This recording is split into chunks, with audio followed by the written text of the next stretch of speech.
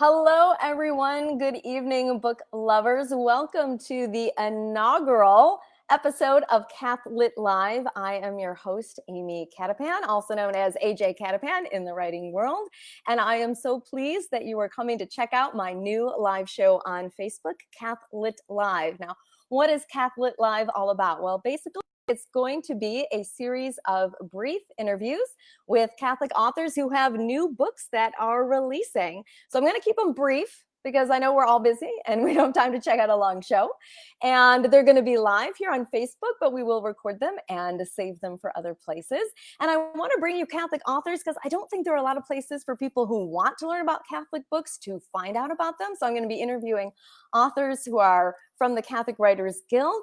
And we're going to do new releases so we can keep the content fresh for you. So one little brief disclaimer before I start. I'm hoping to bring you about 3 of these a month.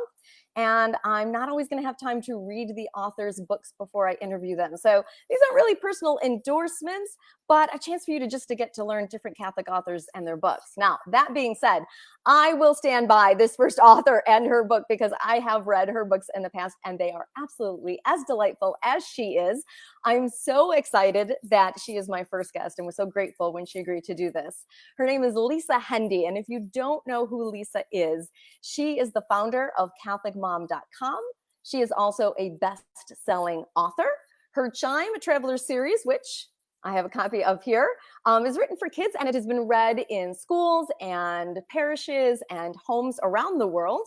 She is a frequent TV and radio show guest. She also hosts 2 of her own podcasts, speaks internationally, and travels around the world with nonprofits to support their humanitarian efforts. Lisa and her husband, Greg, worship and live their stories in Los Angeles, California. So help me give a warm welcome to Lisa Hendey. That's my really high-tech welcome there. I love that. I feel so welcome. Thank you. Thank you, audience. Thank you. Thank you. And Amy, I feel like I should have like a COVID bio that's like, that makes it sound less like, here she is. Right now, Lisa comes to you from the same place that she is all day long, every day in my office. She travels internationally when there isn't a pandemic going on. Yeah. I know. Right now, it's like Lisa wakes up, eats toast, goes to her office. She Zooms a lot. But thank you. It's awesome to be with you. And congratulations. This is such an amazing initiative. And I'm honored to be here, your first guest. And I'm also totally psyched to have this new way to keep up with all the great books that are coming out right now. Yeah, it's just so hard to get the news out there, and I'm hoping people find this a really valuable resource. So let's not waste time. I know you've had other children's book. I mentioned the Chime Travelers, and then you had this one come out from Cath-Lit Press about a year ago, I Am God's Storyteller, which is beautiful as well. But this is a different one. So tell us about I Am a Saint in the Making. A new baby. I'm a Saint in the Making. So this is my second of 2 books with Cath-Lit Press. Very, very honored to do this particular book with my illustrator, Katie Broussard. And this book is really just exactly as it says in the title. My deep desire to have everybody out there, not just children, but the grown-ups who love them, understand this message that God has created each of us uniquely for this wonderful purpose. We take a look at the lives of some saints who've gone before us to try to get their inspiration and to learn how varied their stories are. But then we take a really practical look at what are some of the ways that you and I can live our path to sainthood. So it's a simple message, but I really believe in it, and it's been really fun sharing it. So let's talk about that. Why is this such an important message, especially in our current climate, if you will? Why is this so important? Our current climate is both challenging and challenging, obviously, interpersonally sometimes, but also we have a great need for prayer right now in our world with the pandemic, with financial challenges for families, with families separated from one another, communities and parishes separated from one another. I believe now more than ever, there's such a need for what I talk about in the book with the children is that there are kind of two paths to being a saint in the making, that God calls us to be prayer champions, so people who pray with all our hearts, and God calls us to be role models. And quite frankly, sometimes our children are the best role models in our life. So we need them now more than ever to, not to be our future church, but to inspire and to lead and to teach us right now to love the way Jesus taught us.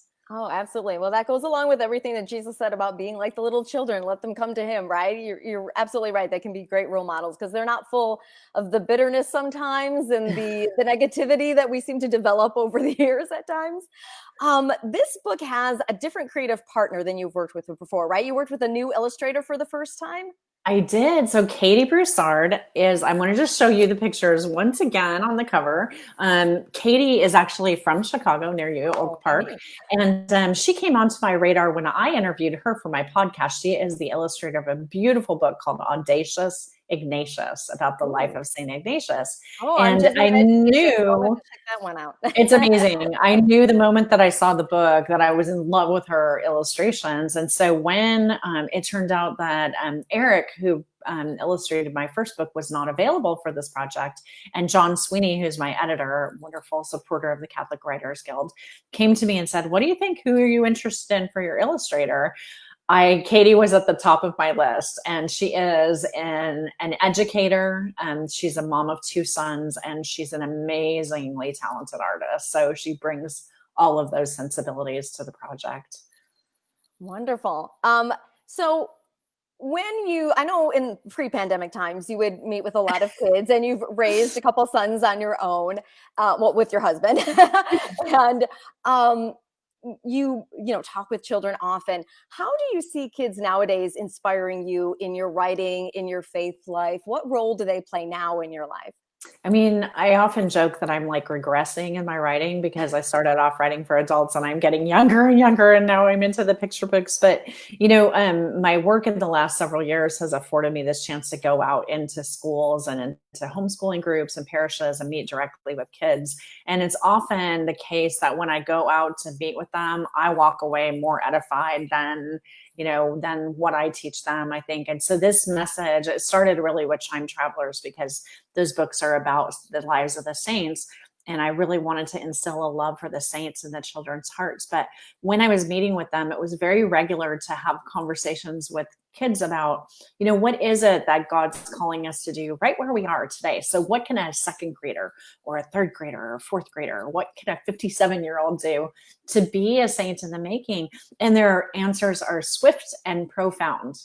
They understand that those small acts of love that Mother Teresa inspired us to, that they really do matter. Quite often we think that saints are like these great theologians or people who were martyred or did these amazing acts, but many of them were just regular people like you and I. And while I'm very far from being a saint, I have a deep desire to walk that path. And I've learned from kids that little acts do make a big difference. Have you ever thought what you would be patron saint of if it gets to that, Lisa? Oh, my husband would tell you patron saint of lazy housemakers and bad cooks, but and possibly procrastinators. I think that what I thought it might be in the past was taken away from me last weekend when Blessed Carlo was beatified. I'm so psyched that we now have a Pokemon playing website developer out there to pray through. But, I really think use of technology is where my love is, and maybe patron saint of vagabond storytellers. Fabulous. You can do all that. People can be patron saints of more than one thing. So we'll start a list going for you. Speaking of technology, where can people find you if they want to learn more about you and your books? Definitely find the books at Cath-Lit Press, or please at your local retailer. Even if they don't have it, you can walk in and order it through them, or Amazon and Barnes & Noble, of course. And my website is lisahendey.com, and I'm all over social media at Lisa Hendey, and I love my Instagram, Facebook, and Twitter friends, so come find me there. I'm not on TikTok. Yeah, not me. Not yet, at least. I don't know. We'll see. But Instagram, yes, definitely. All right. Thank you so much, Lisa, for being my first guest. Thank you, and good luck with this amazing project. I can't wait to watch your future episodes. Thank you so much. All right, everyone, wave goodbye to Lisa. Thanks, Lisa. All right, just a few quick announcements as I wrap up this first episode of Cath-Lit Live. This will hopefully be going up on YouTube and Instagram. So if you are watching this on YouTube or Instagram, make sure you also come follow me on Facebook. Just look up AJ Cattapan and click all the subscribes and notifications and follow buttons. I hope to be bringing you about 3 a month. Different interviews, and make sure you come check out my website too, ajcattapan.com. Thank you for joining me on this inaugural episode of Cath-Lit Live. Until next time, everybody, happy reading.